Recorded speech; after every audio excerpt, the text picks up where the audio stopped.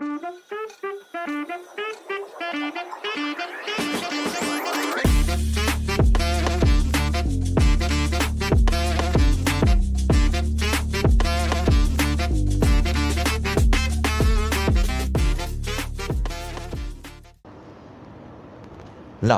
the question is, can I do it? Should I do it?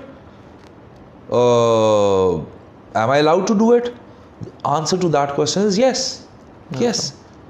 I just gave you an example कि यही जो जिसने नूर मुकद्दम वाला जो मुल्ज़म है शाविर के क्या नाम था उसका नाम मेरे भी ज़हन से चले नूर मुकद्दम वाले केस का जो एक्यूज़ था, अगर इसको सज़ाए मौत होती है, एग्जीक्यूट हो जाती है, या ज़ैनब वाले केस के अंदर इन दोनों बंदों को भी अल्लाह ताला अपॉर्चुनिटी ऑफ हेयरिंग देंगे। बिल्कुल। तो लॉयर का काम सिर्फ और सिर्फ अपने क्लाइंट को अदालत के अंदर अपॉर्चुनिटी ऑफ हेयरिंग प्रोवाइड करना है, और ये राइट आपका आइन का आर्टिकल 10 आपको देता है।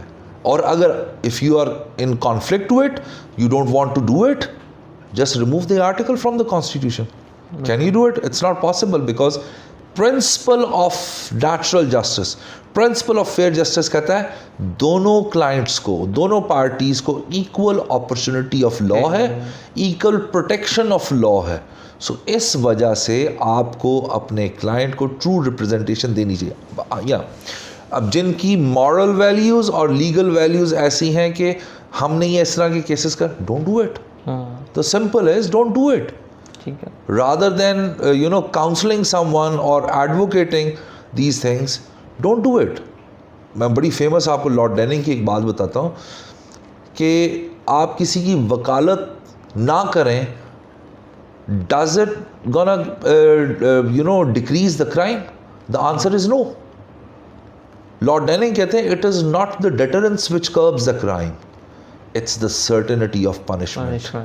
So rather than saying कि जी मैंने वकालत नहीं करनी, ensure there is a certainty of punishment in your criminal administration of justice। बिल्कुल। So इस वजह से my simple question is, अगर मैं समझता हूँ कि इस केस के अंदर मैं ईमानदारी से true representation, professional representation, honest representation अपने क्लाइंट की कर सकता हूँ, I will take that case. ठीक है। अच्छा सर, यहाँ पे बताइएगा कि आपके एक्सपीरियंस इतने लॉयर को फ़ाइल पढ़ते साथ या FIR पढ़ते साथ या वेरी फर्स्ट मीटिंग जज करना आसान रहता होगा कि आपके क्लाइंट ने एलिजिड ऑफेंस किया भी है या नहीं किया, बट बहुत सारे सवाल जो यंग लॉयर्स के जहन में आता है कि क्या अपने क्लाइंट से पूछना चाहिए कि तुमने ये जुर्म किया है या नहीं किया, the confession that he makes in front of you, ये सवाल पूछना चाहिए या नहीं पूछना चाहिए? अली अदा साहब की इस पर क्या राय है? I have never asked my client कि जी हाँ भाई दस तू काम कीता भी है कि नहीं कीता। What I say to my client is, tell me the facts, what happened। ठीक है। और मैं आपको हकीकत बता रहा हूँ कि मेरे प्रोफेशनल करियर के अंदर 99.9% जो मेरे क्लाइंट ने मुझे बताया है, प्रोसिक्यूशन की फ़ाइल में ऑल टुगेदर डिफरेंट चीज़ें। बिल्कुल। और as a lawyer then I should bring that contradiction, conflicts on record. ये मेरी एक प्रोफेशनल जिम्मेदारी होती है। और जब आप डिफेंस की बात करते हैं ना, हमेशा याद रखिएगा, think of a defence at the start of the case. अच्छा। Yes. Not at the courts. No no no no no no no no not at all, not at all. देखिए बात सुने, फौजदारी वकालत की जो डायनामिक्स है ना, वो ये है कि मैंने अपना डिफेंस कैसे बिल्ड करना है। सिंपल सा तरीका है, टू डिस्क्रेडिट द विटनेसेस। ठीक है। सो आप डिस्क्रेडिट करने लगे हुए हैं, और at the end when you are concluding your case, you are taking altogether a different defense। You're just messing up your case। So आपका defense at the start of case आपका build हो जाना चाहिए, जिसको आपने अपनी जरा से, अपने argument से establish करते हुए जाना और finally conclude करना। So इस वजह से ये बहुत important है कि you need to think about your defense at the start of your case। So इसको if I have to put it another way, you have to think about the end at the start of the case। कि आपने शुरू करने से पहले ही सोचना है कि मैंने ट्रायल के शुरू से 173 किस चीज़ को establish करना है? हाँ, और किस चीज़ को इस्टेब्लिश करते करते एंड तक लेकर एंड तक, और वही चीज़ रहनी चाहिए, कंसिस्टेंसी। ठीक है। देखें, वकालत में चाहे प्रोसिक्यूशन के वकील हो चाहे डिफेंस के वकील हो, कंसिस्टेंसी, कोहेरेंस, क्रेडिबिलिटी, ये बहुत इंपॉर्टेंट रोल प्ले कर रहे होते हैं। सो अगर आप प्रोसिक्यूशन के वकील हैं तो क्रेडिबिलिटी बिल्ड करें और अपनी वो स्टांस को चेंज ना करें, और अगर आप डिफेंस के वकील हैं तो अपना डिस्क्रेडिट करना है और अपने डिफेंस की कंसिस्टेंसी को बरकरार रखें। अच्छा सर, अभी हमने ये बात की थी कि कुछ क्लाइंट्स जो होते हैं, पेशेंट हेयरिंग उन्हें मिलती नहीं है, वो इस चीज़ से परेशान होते हैं। कुछ क्लाइंट ऐसे भी हैं जिन्हें हम बहुत पैम्पर कर देते हैं, जो आप सो रहे हैं फैमिली टाइम में, आपको कॉल आ जाएगी, अच्छा सुबह क्या करना है, आपसे प्रॉपर एक उन्होंने गाइडलाइन लेनी है कि आपने सुबह जज को ABC कौन से आर्ग्यूमेंट्स देने हैं, और फिर वो आपको गाइड करते हैं कि यार आप इस तरह नहीं, आप इस तरह बोल दें, आप ज़्यादा बोल दें। बिकॉज जब हम आर्ट ऑफ परसुएशन की बात कर रहे हैं, sometimes you need to know when you don't need to speak in front of a जज, क्योंकि जज आपका केस खुद ब खुद ठीक कर रहा होता है, बट क्लाइंट बड़ा परेशान होता है कि मेरा वकील कुछ बोला ही नहीं जाके। इस तरह के क्लाइंट्स को, चूँकि हमारे यंग लॉयर्स को भी इस तरह के क्लाइंट्स मिलेंगे, आप किस तरह डील करते हैं और क्या टिप्स देते हैं? अच्छा, it's a very interesting question, rather I would say a complex question. किस तरह के हमेशा वकील अपने क्लाइंट को कंट्रोल करता है, और जो क्लाइंट अनकंट्रोलेबल हो वो वकील का भी बेड़ागर करता है और अपने मुकदमे का भी बेड़ागर करता है, नंबर 1। अच्छा, नंबर 2, जो आपने कहा कि अगर आप एक डिस्टेंस मेंटेन रख के क्लाइंट को अपनी वकालत करें, तो एक क्लाइंट होते हैं जो कि समटाइम्स, जो हमारे प्रोफेशन के लिहाज से आपको अच्छी फ़ीस दे देते हैं, आप उनको ओवर प्रोटोकॉल देने लग देते हैं, आप उनको ज़्यादा पैम्पर करने लग जाते हैं। तो मेरा बड़ा सिंपल सा आंसर है इस बात का कि इतना भी कड़वा ना बने कि वो आपको थूक दे, और इतना भी मीठा ना बने कि वो आपको निगल जाए। Striking a balance is another art of advocacy, कि क्लाइंट को इतना भी सर पे ना चढ़ाएं कि वो आप कोर्ट में आर्ग्यूमेंट कर रहे हो तो पीछे आके आपके कान में बोलने लग जाए। ये तो अभी फिर जो है कुछ जजेस इग्नोर कर जाते हैं, वरना खलीलुर रहमान रमदे साहब जैसा जज हो, मुज़ाहिर अली अकबर नकवी साहब जैसा जज हो, तो वो वकील साहब की तबीयत साफ़ कर देते हैं कि how dare your client is doing this to you, he is not law graduate, he is not professionally equipped with the knowledge required to present the case, you are the one, and how you are listening to it। और सबसे बड़ी बात, जो command of facts है, वो एक साइल को facts का पता है, उसके अलावा कुछ भी नहीं पता, लॉ का नहीं पता। तो अगर इसका मतलब है you are not better prepared, that's why your client is feeding you in the court of law, so it shouldn't be happen. ठीक है। अच्छा सर, ये बताइए कि कुछ इंसिडेंट देखने में आते हैं जब वकील हजरात की ही मर्डर कर दिए जाते हैं, कुछ हार्डन क्रिमिनल्स होते हैं जो इस केसेस में इन्वॉल्व होते हैं, तो आप बताइए कि क्या इन हैबिचुअल ऑफेंडर्स या हार्डन क्रिमिनल्स के केसेस लेने चाहिए या नहीं लेने चाहिए, इसमें आपका क्या टेक है? Same stance. ठीक है। अगर तो आप अपने क्लाइंट की ऑनेस्ट ट्रू प्रोफेशनल रिप्रेजेंटेशन कर सकते हैं और आप कन्विंस्ड हैं कि आपके क्लाइंट की जो साथ ज़्यादती हुई है उसको रिप्रेजेंटेशन की ज़रूरत है, तो बिल्कुल लेने चाहिए। अच्छा, coming back to the second portion of your question is कि बहुत अनफॉर्चुनेटली आपने देखा होगा कि रीसेंट पास्ट में या पिछले कुछ अरसे से बहुत ज़्यादा लॉयर्स की भी किलिंग हो जाती है इस लिटिगेशन के कॉन्सिक्वेंसेस के अंदर। मेरा इस पर एक सर थोड़ा सा डिफरेंट स्टांस है, मैंने की ही सिर्फ फौजदारी वकालत है। आई हैव नेवर रिसीव्ड और faced any kind of a problem from opposing party. अच्छा। इसमें 302 भी है, इसमें दहशतगर्दी के मुकदमात भी हैं, इसमें मंशियात फरोशों की एक कार्टल्स वगैरह जो होते हैं उनके केसेस भी हैं, उनके ख़िलाफ़ भी केसेस किए हैं, उसके अलावा मनी लॉन्डर्स के केसेस भी हैं सारे के सारे। कभी कॉल नहीं है आपको? नेवर। अच्छा, उसकी सबसे बड़ी रीज़न ये है कि जब मैं इस प्रोफेशन में दाखिल हुआ था तो मुझे ये बताया गया था मेरे मेंटोर की तरफ से कि आपने कभी भी अपने क्लाइंट के साथ पर्सनल नहीं होना। ठीक है। आपने कभी भी अपने क्लाइंट के ऑपोजिट पार्टी के साथ पर्सनल नहीं होना अदालत में। और ये सिचुएशन कब आती है? During the course of cross examination. बिल्कुल। अगर आप वैलिड सवालात कर रहे हैं, कानून के मुताबिक सवालात कर रहे हैं और आप एक सही तरीके से अपने प्रोफेशनली अपने केस को लड़ने लगे हैं, तो ऑपोजिट पार्टी कभी भी आपके साथ पर्सनल नहीं होगी।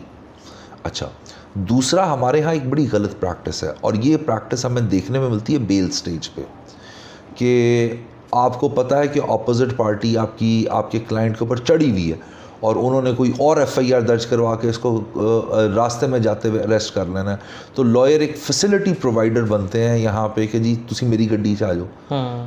अब दूसरी पार्टी जिनकी ख़ानदानी दुश्मनी चल रही है, जिनका कोई वेंडेटा है आपस के अंदर, वो उसको मारने के चक्करों में गाड़ी में जो वकील साहब होते हैं उनको भी भड़का देते हैं। सो ये एक गलत प्रैक्टिस है। एक वकील का काम चेंबर के अंदर अपने क्लाइंट को सुनना और उसके बाद अदालत में जाके उसको रिप्रेजेंटेशन देना और फिर वहाँ से चले जाना।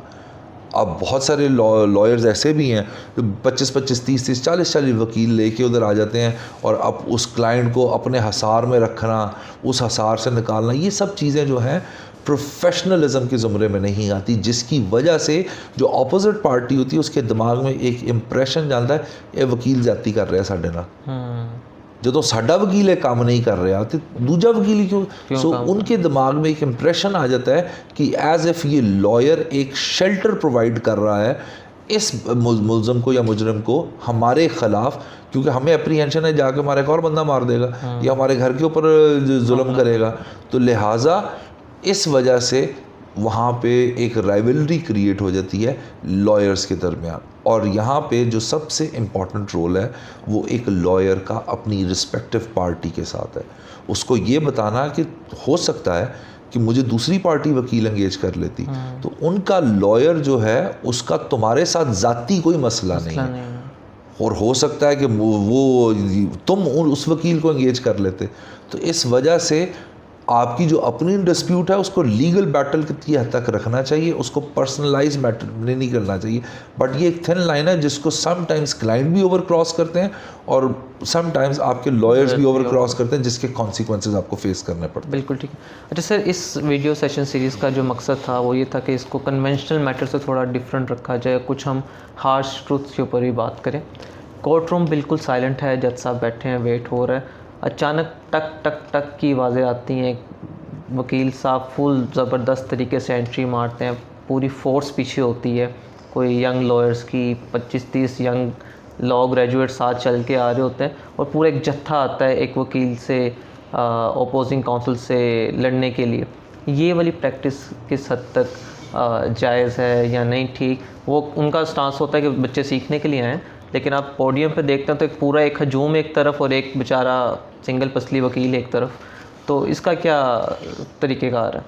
मज़ा तो फिर ऐसी लड़ाई का ही है ना कि आपके ओपोनेंट 40-50 हों और आप अकेले हों और आप फिर भी केस जीत जाए। ठीक है। अच्छा, कुछ लॉयर्स अपने इस डिमीनियर को कोर्ट को इन्फ्लुएंस करने के लिए, दूसरी पार्टी को इन्फ्लुएंस करने के लिए, see what kind of a big legal gun I am, कि मेरे पीछे 500 बंदा खड़ा हुआ है, 40-50 बंदा खड़ा हुआ है, इसके लिए भी यूज़ करते हैं। और कुछ लॉयर्स जेन्युइनली उनकी इतनी ज़बरदस्त फौजदारी वकालत है जिसमें I must take the name of Burhan Mauzam Malik Sahab, Syed Farhad Ali Shah साहब, जिसकी वजह से लोग सीखने के लिए आते हैं। और आपका प्यूपल मास्टर जो होता है उससे तो अगर आपको एक अशरे अशीर भी मिल जाए सीखने के लिए, वो बहुत वैल्यूएबल होता है। सो वो किसी वक्त आपको ये मौका मिल सकता है कि वो एक बेल आर्ग्यू करते हुए हो सकता है, एक ट्रायल कंडक्ट करते हुए हो सकता है। बट हैविंग सेड दैट कि आपको you shouldn't be afraid of this thing, ये तो बल्कि ज़्यादा मज़े की बात होती है अगर यानी मेरे ऑपोजिट अगर एक वकील खड़ा हुआ है और मैं उससे केस जीत जाऊं तो ठीक है, लेकिन मेरे वकील ऑपोजिट अगर 10, 15, 20 खड़े हुए हैं और मैं फिर भी केस जीत जाऊं, दैट इज़ ज़्यादा valuable in even in front of the my clients आए कि यार वो द मुखालफ इन्ने वकील सा वो फिर भी साडा केस जित के लै गया।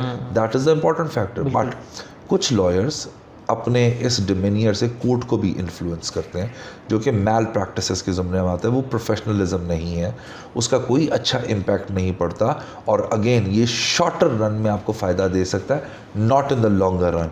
लॉन्गर रन के अंदर वही हो सकता है जिसकी एंड्योरेंस अच्छी है, जिसका नॉलेज अच्छा है, जिसका प्रोफेशनलिज्म अच्छा है, जिसकी क्रेडिबिलिटी है, जिसका लीगल इक्विपमेंट अच्छा है। सो आपका फोकस और आपके यंग लॉयर्स का जो आपकी टारगेटेड ऑडियंस है उनका फोकस इन सारी कैपेबिलिटीज़ को, इन तमाम इंग्रेडिएंट्स को ग्रास्प करने में, एक्वायर करने में होना चाहिए, रादर दैन कि जी मैं उस तरह की एक्टिविटीज़ के अंदर जाऊँ। अच्छा सर, अभी आपने एंड्योरेंस और पेशेंस की बात की, हमने अमूमन देखा है कि कोर्ट रूम में अपोजिंग काउंसल्स आपस में पर्सनल हो जाते हैं, लड़ पड़ते हैं, हाथापाई तक बात आ जाती है। तो ये किस हद तक बात ठीक है? ठीक तो इसको बिल्कुल भी नहीं कहेंगे, लेकिन कितनी आपकी प्रैक्टिस में आपने देखा कि आप किसी को रिप्रेजेंट करने गए हैं और आप आपस में पर्सनल हो गए और आपस में लड़ाइयाँ शुरू हो गई, और इस चीज़ को किस तरह अवॉइड किया जा सकता है? विशाल, मेरी 15-16 साल की वकालत के अंदर आज तक किसी ऑपोजिट काउंसिल की ये जुर्रत नहीं हुई कि मुझे तू तड़ा करके बात करे। क्यों? क्योंकि मैं आप जनाब करके एड्रेस कर रहा होता हूँ। सो वो जिसे कहते हैं ना कि रिस्पेक्ट बिगेट्स रिस्पेक्ट। अगर आप ही आगे से बदतमीज़ी कर रहे हैं तो उसके रिस्पांस के अंदर हाउ कैन यू एक्सपेक्ट कि आपको इज़्ज़त दी जाएगी? और ये तमाम चीज़ें वहाँ पे आती हैं, ये तमाम गलत प्रैक्टिसेस वहाँ पे आती हैं। और अमूमन अनफॉर्चुनेटली ये तमाम इंसिडेंट्स आपको सबॉर्डिनेट कोर्ट्स के अंदर देखने को मिलते हैं, नॉट इन हाई कोर्ट और सुप्रीम कोर्ट। ठीक है ना, सबॉर्डिनेट यानी ज़िला कचहरी आ गई, सेशन कोर्ट आ गई या स्पेशल कोर्ट्स आ गई। और मोस्ट ऑफ द टाइम्स अगर ये सिचुएशन आती है तो याद रखिएगा दोनों लॉयर्स जो हैं उनकी कोई ना कोई पर्सनल इंटरेस्ट इन्वॉल्व होते हैं उसके अंदर, और उन इंटरेस्ट की वजह से दे गो टू दैट लेवल कि जी वो एक दूसरे को भी नहीं बख्श रहे होते। अदरवाइज़ वही मैटर जब हाई कोर्ट में जाता है ना तब बंदे के पुत्र बने होते हैं, वही मैटर सुप्रीम कोर्ट में जाता है तो किसी की जरूरत नहीं होती चूं चढ़ा करने की। सो बात सिर्फ यही है कि इन चीज़ों का क्या हमारे प्रोफेशन को फ़ायदा हो रहा है या नुकसान हो रहा है। अनफॉर्चुनेटली मैं इस पूरे के पूरे फेज़ को ना 2 हिस्सों में डिवाइड करता हूँ।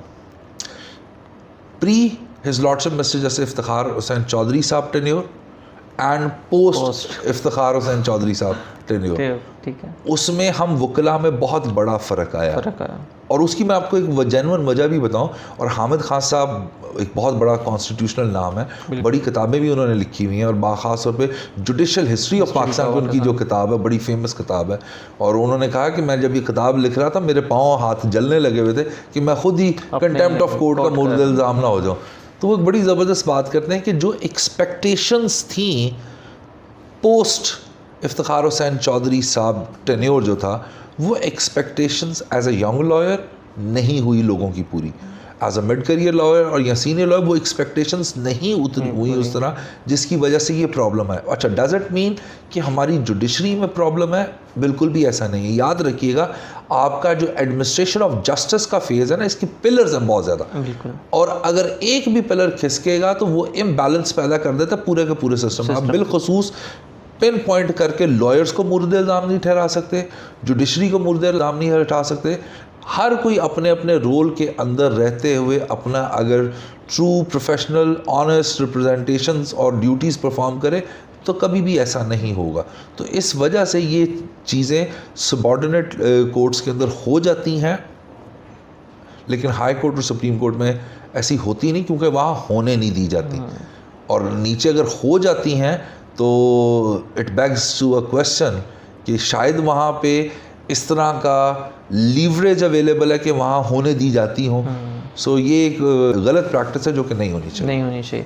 अच्छा सर, मैंने अपने छोटे से करियर में आई जस्ट स्टार्टेड प्रैक्टिस, देखा है कि बहुत सारे क्लाइंट्स आते हैं और वो ये आपसे कहते हैं कि हमारा केस आप लीजिए, हम पुराने वकील से लेना चाहते हैं क्योंकि वो दूसरी पार्टी के साथ मिल गया है। आपका चूँकि 16 साल का तजुर्बा है, यकीनन आपने भी इस तरह के बहुत सारे केसेस देखे होंगे।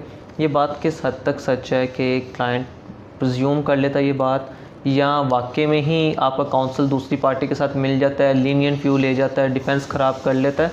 और यंग लॉयर्स इन चीज़ों से, आपके एक्सपीरियंस से और मेरे छोटे से एक्सपीरियंस से क्या चीज़ें सीख सकते हैं? अच्छा, मैं आपको बात बताऊं, ये जो चीज़ है ना क्लाइंट के दिमाग में डालता भी लॉयर है। वो कैसे? मेरे वालिद साहब कहा करते थे कि जो लॉ ड्राफ्ट हुआ ना, इसको कुरानिक प्रिंसिपल्स पे ड्राफ्ट किया जाता है। और वो प्रिंसिपल्स क्या हैं कि अगर आप अरबिक लैंग्वेज को देखें तो उसकी मिनिमम 7 और maximum it goes to up to more than 30 interpretation एक ही चीज़ की बन सकती हैं। Law is exactly like that कि एक दफ़ा आप मुद्दई को रिप्रेजेंट कर रहे हैं 302 के मुकदमे में, 2 घंटे बाद आप मुल्ज़िम को रिप्रेजेंट कर रहे हैं 302 के मुकदमे के अंदर, और दोनों दफ़ा आपकी इंटरप्रिटेशन फ़र्क है। कानून सेम है, फैक्ट समटाइम्स फैक्ट्स भी आपके सेम होते हैं, सेम प्रोपोजिशन होती है, इंटरप्रिटेशन का फ़र्क आता है। अब लॉयर क्या डालता है कि यार इस मुकदमे में ये होना चाहिए था और आपने ये नहीं किया, जिसकी वजह से आपको ये नुकसान हुआ है। अब ये एक ऐसा आपने मिसट्रस्ट का सीड जो है वो इनकॉर्पोरेट प्लांट कर दिया है कि क्लाइंट के पास और कहने को कुछ है नहीं सिवाय इसके कि ये एज्यूम कर ले कि दूसरी पार्टी के साथ मिल गया हुआ है। अच्छा, हालांकि फ़र्क क्या है कि दोनों की इंटरप्रिटेशन, मैनर, मोड, मैकेनिज्म और way of operating a case different है, लेकिन वहाँ सीड क्या इनकलकेट हो गया कि जी वकील मिल गया। अच्छा, दूसरी ये बात कि समटाइम्स, और विच इज़ वेरी रेयर, कि आपका जो क्लाइंट, आपका जो काउंसिल है वो दूसरी पार्टीज़ के साथ मिल जाता है, लेकिन अच्छे बुरे लोग कहाँ पे नहीं हैं, हर जगह पे मौजूद, हर प्रोफेशन में होते हैं, बट ये कोई एक मेजर प्रैक्टिस नहीं है।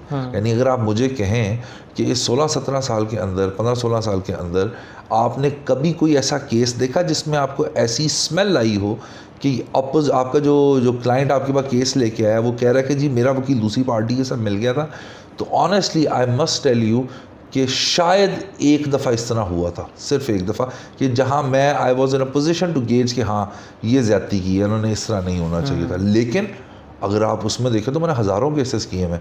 अमाउंट जो नेग्लिजिबल अमाउंट है, नमक के बराबर भी नहीं, नमक के बराबर भी नहीं है, नेग्लिजिबल।